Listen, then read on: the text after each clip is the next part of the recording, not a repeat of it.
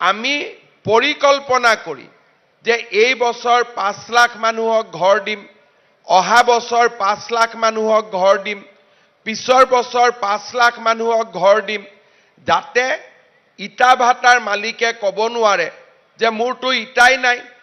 যাতে যেতিয়া আমাৰ গাঁৱত আপোনালোকে চাব 10 জন মানুহে যেতিয়া একেলগে ঘৰ বনাব খোজে, শ্ৰমিকৰো মূল্য বৃদ্ধি পায়, ইটাৰ দামো বাঢ়ে, শিলৰ দামো বাঢ়ে, চিমেণ্টৰ দামো বাঢ়ে, ৰং লোৱা মিস্ত্ৰীৰ দামো বাঢ়ে। কিন্তু যদি নিয়মিতভাৱে আমি এটা সামঞ্জস্য ৰাখি যদি ঘৰ দি থাকো, তেতিয়া বস্তুৰ দাম নাবাঢ়ে আৰু প্ৰধানমন্ত্ৰী ডাঙৰীয়াই দিয়া টকাখিনি দি আমি ঘৰ নিৰ্মাণ কৰিব পাৰোঁ। যেতিয়া আমাৰ চৰকাৰ আহিলে প্ৰথম আৰু দ্বিতীয় জিঅ' টেগিং কৰি 2011 চনৰ আৰ্থ সামাজিক সমীক্ষা আৰু 2018 চনৰ জিঅ' টেগিং কৰি আমি 26,11,793 গৰাকী হিতাধিকাৰীক আমি নিৰ্বাচিত কৰিছিলোঁ। তাৰ পিছত প্ৰত্যেক বছৰে আমি 3 লাখ 4 লাখ কৰি মানুহক ঘৰ দি গ'লো আৰু প্ৰধানমন্ত্ৰী ডাঙৰীয়াৰ এই 10 বছৰৰ শাসনকালত বৰ্তমানলৈকে অসমত 20,46,553 গৰাকী ব্যক্তিয়ে প্ৰধানমন্ত্ৰী আৱাস যোজনাৰ ঘৰ লাভ কৰিবলৈ সক্ষম হ'ল। তাৰ মানে প্ৰত্যেক বছৰত আমি 2ৰ পৰা 3 লাখকৈ ঘৰ দি যাওঁ। যেতিয়া ঘৰটো নাহে তেতিয়া মানুহে ভাবে যে মোৰ নামটো কাটি দিলে। আমাৰ নামটো কোনেও কাটি নিদিয়ে। আমি এটা নিয়ম কৰোঁ যে প্ৰথমতে শিডিউল ট্ৰাইব মানুহক দিওঁ, শিডিউল কাষ্ট মানুহক দিওঁ, দিব্যাংগজনক দিওঁ, কিন্তু পোৱাটোৱে 26 লাখ গোটেই পাব। যেনেকৈ আজি আমি ইয়াতে গোটেই অসমতে আজি দিনটোত আমি 3,80,000 মানুহক বা পৰিয়ালক 3,88,000 পৰিয়ালক আজি আমি ঘৰ ল'বলৈ মাতিছোঁ। কিন্তু যোৱাবাৰ যেতিয়া আপোনালোকৰ নাম অহা নাছিল, আপোনালোকৰ চবৰে খং উঠিছিল যে মোৰ নামটো কাটি দিলে কোনোবাই। উঠিছিল নে নাই খং? উঠিছিল নে নাই খং? সঁচা কথাটো কওক। কাৰ কাৰ খং উঠিছিল? হাত দাঙক এতিয়া। নামটো নাহোঁতে অলপ মনটো বেয়া লাগিছিল, হয় নে নহয়? এতিয়া আজি যে আপোনালোকক আমি ঘৰ ল'ব মাতিছোঁ, এই ঘৰ ল'ব মাতোতে 20,46,000ৰ লগত 3,80,000 মানুহৰ নাম যোগ হ'ল। কিন্তু আৰু 3,80,000 মানুহক আজি আমি মতা নাই। এটা তেওঁলোকৰো খং উঠি থাকিব যে আমাৰ নামটো কোনোবাই কাটি দিলে। কিন্তু কোনেও কাটি দিয়া নাই। একেলগে আমি 6 লাখ মানুহক এই কাৰণে ঘৰ দিয়া নাই, তেতিয়ালে বজাৰত যিমান ইটাৰ দাম বাঢ়িব, চিমেণ্টৰ দাম বাঢ়িব, আমি কোনেও ঘৰ বনাব নোৱাৰিম। সেইকাৰণে আজি আমি আপোনালোকক 3,80,000 মানুহক মাতি ঘৰ দিছোঁ আৰু অহা বছৰ অৰ্থাৎ চৰকাৰৰ বছৰটো 25-26 হিচাপত নহয়, 31 মাৰ্চতহে আমাৰ বছৰটো শেষ হয়।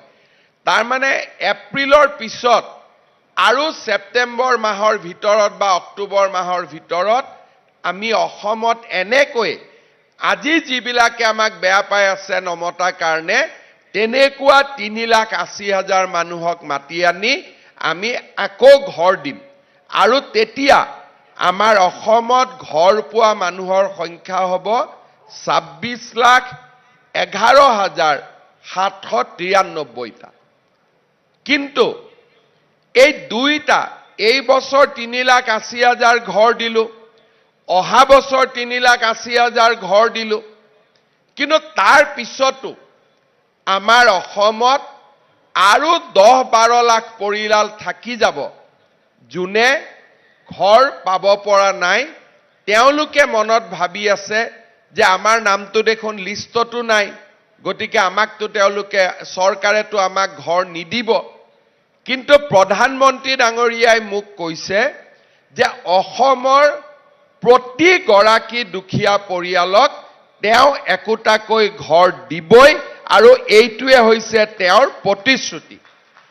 এতিয়া আজি আপোনালোকে ঘৰ পালে, অলপ পিছতে গধূলিৰ ভিতৰত 2 লাখ মানুহৰ একাউণ্টত প্ৰথম কিস্তিৰ 37,000 টকা, 37,000 কিমান? 500, 37,500 টকা জমা হ'ব আৰু 1,80,000 বেংকে একেদিনাই কৰিব দিগদাৰি পাইছে। অহা কালি বা পৰহিৰ ভিতৰত আপোনালোকৰ বাকীখিনিৰো টকাটো জমা হ'ব আৰু তাৰ পিছত আপোনালোকক আজি আমি যেনেকে লিখি দিছো, প্ৰথম কিস্তি, দ্বিতীয় কিস্তি, তৃতীয় কিস্তি কেনেকে পাব তাৰ বিষয়েও আপোনালোকক আমি অৱগত কৰিছো যে এই ধৰণে আপোনালোকে কামবোৰ কৰি গৈ থাকিলে আপোনালোকে ঘৰ সম্পূৰ্ণ নোহোৱাকৈ আপোনালোকে এই ধৰণে আমাৰ পৰা টকা পাই থাকিব। এতিয়া মই আহিব খুজিছো যে এই 26 লাখৰ ভিতৰত যাৰ নাম নাই তেওঁলোকে কেতিয়াও ঘৰ নাপাব নেকি? এতিয়া মই আপোনালোকক এটাই কথা ক'ব খুজিছো যে আমি সকলোকে ঘৰ দিব বিচাৰো। কেনেকে ঘৰ দিম? যোৱা পৰহি দিনাখনৰ পৰা আমি গাঁৱে গাঁৱে গৈ আৰু এবাৰ জিঅ' টেগিঙৰ ব্যৱস্থা কৰিছো। এইবাৰ এই জিঅ' টেগিঙৰ ব্যৱস্থাটো আমি অলপ বেলেগ কৰি কৰিছো যাতে কোনেও জিঅ' টেগিঙৰ নামত আপোনালোকৰ পৰা 10,000 15,000 টকা ল'ব নোৱাৰে, কোনেও যাতে ঘৰৰ নামত টকা পইচা ল'ব নোৱাৰে। এতিয়া মই আমাৰ একা ডাঙৰীয়াক মই জনাম, টকা লোৱাৰ কথা কওঁতে চবে হাত চাপৰি মাৰি দিয়ে, তাৰমানে কোনবাই ঘৰৰ নামত টকা বিচাৰে, হয়নে নহয়? হয়নে নহয়? বিচাৰে নে নাই? এইটোৱে হৈছে আটাইতকৈ ডাঙৰ কথা। আপোনালোকক এইবাৰ আমি এটা হোৱাটছআপ নম্বৰ দিম আৰু যোন বেটাই আপোনালোকৰ পৰা টকা বিচাৰিব তাৰে নাম হোৱাটছআপত আপোনালোকে পঠাই দিব, হ'বনে? আৰু বাকী তাক কি কৰিব লাগে তাৰ ব্যৱস্থাটো মই কৰিম, হ'ব? গতিকে আপোনালোকে প্ৰথম কিস্তিটো তাক টকা নিদিব, দ্বিতীয় কিস্তিটো টকা নিদিব, তৃতীয় কিস্তিটো টকা নিদিব। দিব নেকি আকৌ টকা? কাকো টকা নিদিব, হ'ব? নে দিয়াৰ মন আছে নেকি? কেইগৰাকীমান মনে মনে আছে? দিয়ে যদি মোকেই দিয়ক, আৰু যদি দিব মন আছে। দিবৰ মন আছে নে নাই? যদি দিবৰ মন নাই তেতিয়ালে কাকো নিদিব আৰু কোনবাই পইচা খুজিলে হোৱাটছআপ নম্বৰটোত আপোনালোকে কমপ্লেইন পঠাই দিব যে মোৰ পৰা অমুকে টকা খুজিছে, আমি তাৰ ওপৰত ব্যৱস্থা ল'ম। এতিয়া মই ক'ব খুজিছো কি যে যোৱা পৰহি দিনাখনৰ পৰা আমি অসমত গাঁৱে ভূঞে নতুনকৈ জিঅ' টেগিঙৰ ব্যৱস্থা কৰিছো।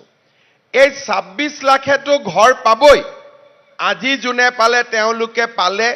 ছেপ্টেম্বৰ মাহৰ আগতে আমি আৰু 3,80,000 মানুহক ঘৰ দিম যাতে 26,11,793টা ঘৰ সম্পূৰ্ণ হৈ যায়। কিন্তু আৰু 10-12 লাখ মানুহে আমাৰ মতে ঘৰ পাব লাগে। কেনেকে পাব তেওঁলোকে? এইবাৰ আমি নিয়ম কৰিছো কি যে আমাৰ বিভাগৰ কৰ্মচাৰীসকল গাঁৱলৈকে নাযায়। গাঁৱত কোন যাব? আমাৰ জীৱিকা সখী বাইদেউসকলক এইবাৰ আমি ট্ৰেইনিং কৰি দিছো যে আপোনালোকে কাষৰ গাঁওখনত, নিজৰ গাঁওখনত নহয়, কাষৰ গাঁওখনত গৈ ঘৰ নোহোৱা মানুহৰ ফৰ্ম ফিল আপ কৰক আৰু ঘৰটোৰ ফটো তোলক। এই কামত জীৱিকা সখী বাইদেউসকলৰ লগতে গাঁৱৰ যদি কোনোবা আৰু লোকে কয় যে ময়ো সহায় কৰি দিম দুখীয়া মানুহখিনি দেখুৱাত, আমাৰ বিধায়কসকলেও যদি কয় যে মোৰো মানুহ এজন লগত দি দিম, কোনো আপত্তি নাই। কাৰণ প্ৰত্যেকজন দুখীয়া মানুহৰ ফটো উঠক, আমাৰ কি আপত্তি? মোদী ডাঙৰীয়াই পইচা দিব, আমাৰ লওঁতে কি আপত্তি আছে? আমাৰ লওঁতেতো কোনো আপত্তি নাই। খালি যোগ্যজনে পাব লাগে, অযোগ্যজনে পাব নালাগে। প্ৰথমতে জীৱিকা সখী বাইদেৱে আপোনালোকৰ গাঁৱলৈকে গৈ ফটো উঠাব আৰু ফৰ্ম ফিল আপ কৰিব। তাৰ পিছত এখন আমি গাঁও সভা পাতিম। গাঁও সভাখনত গাঁৱৰ মানুহে বহি সিদ্ধান্ত ল'ব যে এওঁৰ ঘৰটো পাকা, গতিকে এওঁৰ ঘৰৰ নামটো যদি আমি দি দিওঁ পিছত আমাৰ গাঁওখনৰ নামটো বদনামী হ'ব। গতিকে সঁচা দুখীয়া দৰিদ্ৰ মানুহখিনিৰ নাম গাঁও সভাই নিৰ্ধাৰণ কৰি দিব। প্ৰথমতে জীৱিকা সখী বাইদেউসকলে ফটো তুলিব আৰু ফৰ্ম ফিল আপ কৰিব। তাৰ পিছত এইখিনি গাঁও সভালৈকে যাব। গাঁও সভাত যদি কোনোবা দুখীয়া মানুহৰ নাম কাটি দিয়ে, আমি ব্লক পৰ্যায়ত এখন কমিটি গঠন কৰি দিম। ব্লক পৰ্যায়ৰ কমিটিত তাৰ আকৌ এবাৰ বিবেচনা হ'ব। তৃতীয়বাৰ জিলা পৰ্যায়ত গৈ তাৰো বিবেচনা হ'ব। এতিয়া কোনোবাই যদি গাঁও সভাটো নামটো নুসুমালে, জীৱিকা সখী বাইদেউ মোৰ ঘৰলৈকে নগ'ল আৰু জিলা পৰ্যায়তো মোৰ নামটো নুসুমালে, এইবাৰ আমি আৰু এটা নিয়ম কৰিছোঁ যে নিজৰ ঘৰৰ ফটোটো নিজে উঠাইও পৰ্টেলত দি দিব পাৰিব। তাৰমানে আমি কোনো মানুহৰ আমাক সহায় নালাগে। যদি মই ভাবোঁ যে মোক অন্যায় কৰা হৈছে, মোৰ ঘৰৰ ফটোটো তুলি মই নিজে আপলোড বা পৰ্টেলত উঠাই দিব পাৰোঁ।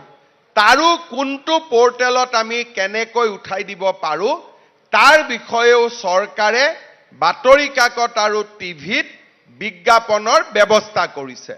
প্ৰথমতে জীৱিকা সখী বাইদেউসকলে এছেছমেণ্ট কৰিব।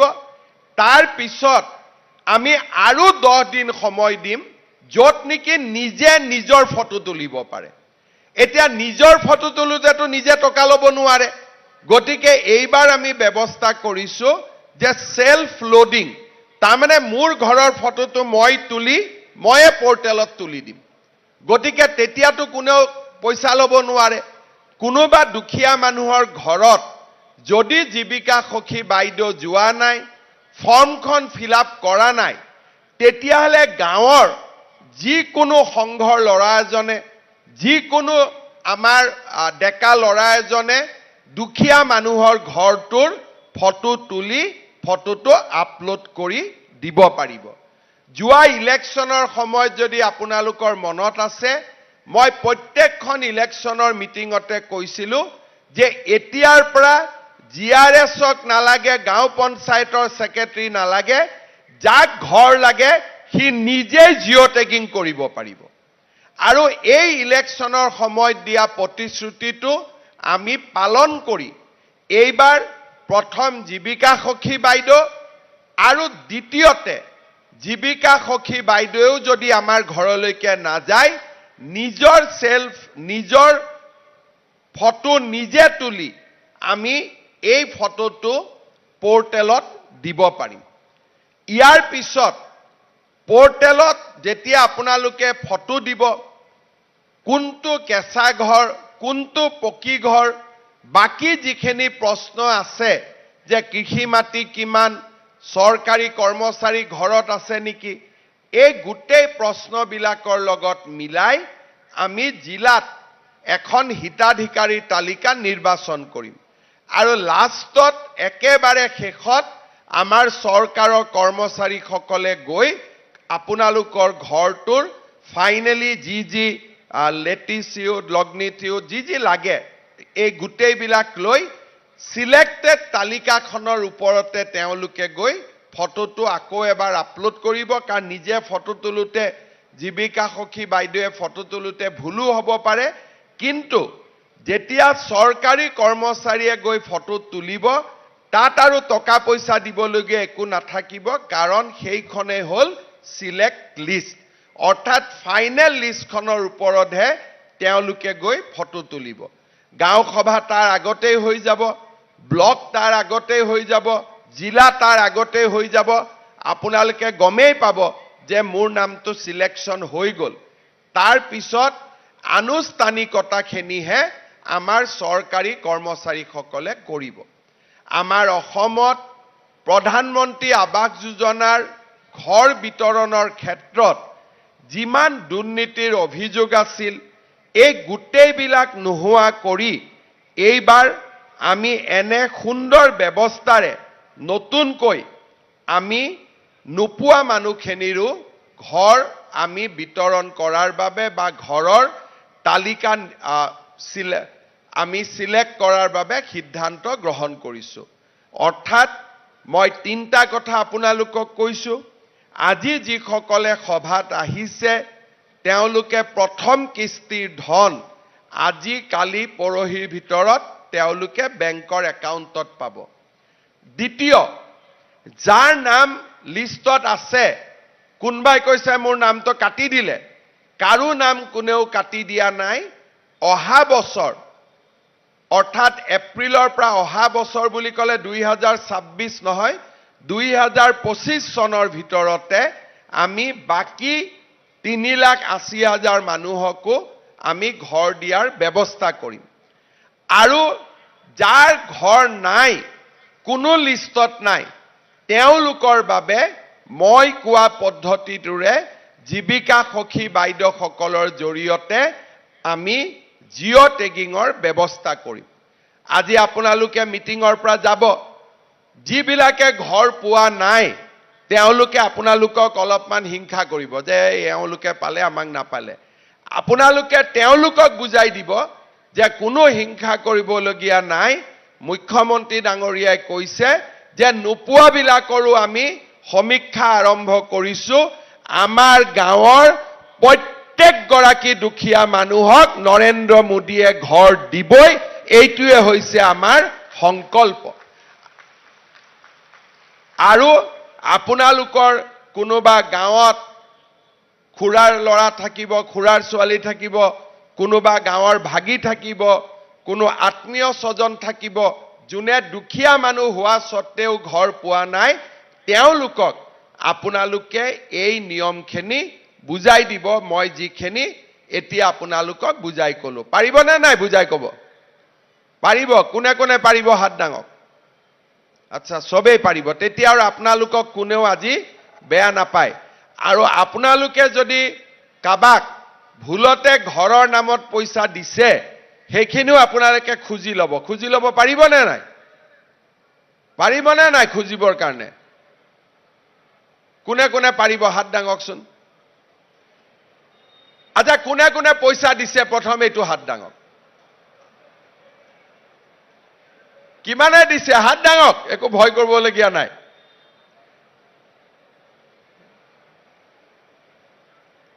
ঠিক আছে যে কেইগৰাকীয়ে হাত ডাঙিছে তেওঁলোকেও যাক পইচা দিছে খুজি ল'ব আৰু যোনে হাত ডাঙা নাই তেওঁলোকেও যাক আজি আপোনালোকে যদি কাবাক পইচা দিছে আপোনালোকে পইচা ঘূৰাই ল'ব কাৰণ এই টকা আমাক মোদীয়ে দিছে এই টকা কোনেও আমাক দালালে দিয়া নাই দালালক আমি টকা নিদিও আমি মাত্ৰ নৰেন্দ্ৰ মোদী ডাঙৰীয়াক ঘৰ দিয়াৰ কাৰণে আশীৰ্বাদ কৰিম হ'ব কৰিম না নহয় আশীৰ্বাদ আৰু আশীৰ্বাদটো মুখেদি নকৰে আশীৰ্বাদটো পদুম চিনত ভোট দি কৰে হেতু বুজি পায় নে নাপায় আশীৰ্বাদটো মুখেদি কৰিলে নহব ইলেকশনত ভাল আশীৰ্বাদ কৰিব লাগিব তেতিয়াহে মোদী ডাঙৰীয়াৰ গাত লাগিব আশীৰ্বাদটো নহলে বাহিৰৰ পৰা আশীৰ্বাদ দি থাকিলেতো গাত নালাগিব যেতিয়া মোদী ডাঙৰীয়াক আমি সকলোৱে মিলি বাৰে বাৰে জিকাই থাকিম তেতিয়াহে আমাৰ আশীৰ্বাদটো গাত লাগিব